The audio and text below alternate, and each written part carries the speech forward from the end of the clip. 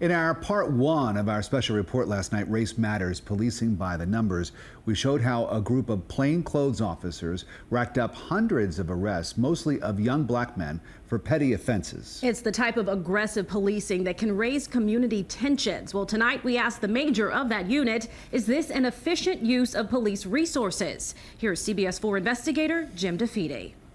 Now let's talk about narcotics arrests. Okay. We showed Miami-Dade Police Major Adrian Byrd the results of our investigation into every arrest made by her crime suppression team. 65% of the cases they made were for misdemeanor marijuana possession. Yes. Almost 250 individuals arrested for misdemeanor marijuana possession. Is that really an effective use of time? I think it is. I think it is, and it's not about the misdemeanor arrest. It's about quality of life. A mother doesn't feel safe to send her kid to the local market to get a loaf of bread for dinner because we got guys hanging out, getting high, smoking marijuana, or drinking beer in front of that establishment.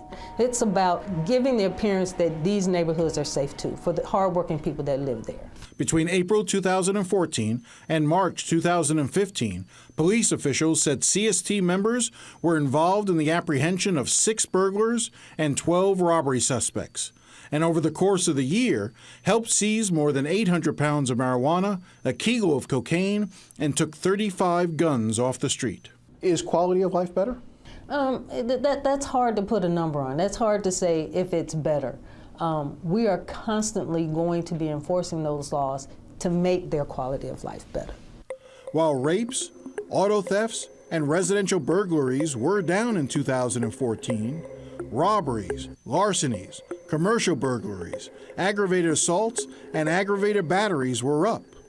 Former Miami Police Chief Manny Arosa says crime suppression teams tend to focus more on the quantity of the arrests they make instead of the quality of the arrests. It will turn out to be a numbers game to try to make as many arrests as possible, but what you wind up doing is upsetting a lot of people in those communities. When Manny Arosa was named Miami's police chief in 2011, the very first thing he did was disband units like the crime suppression team.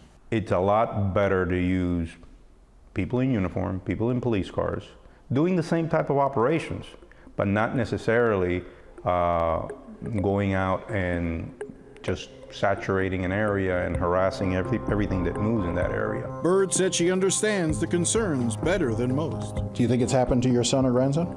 Oh yes, absolutely. Has it happened? They've been stopped? My son has been stopped on several occasions. And how does that make you feel as a mother?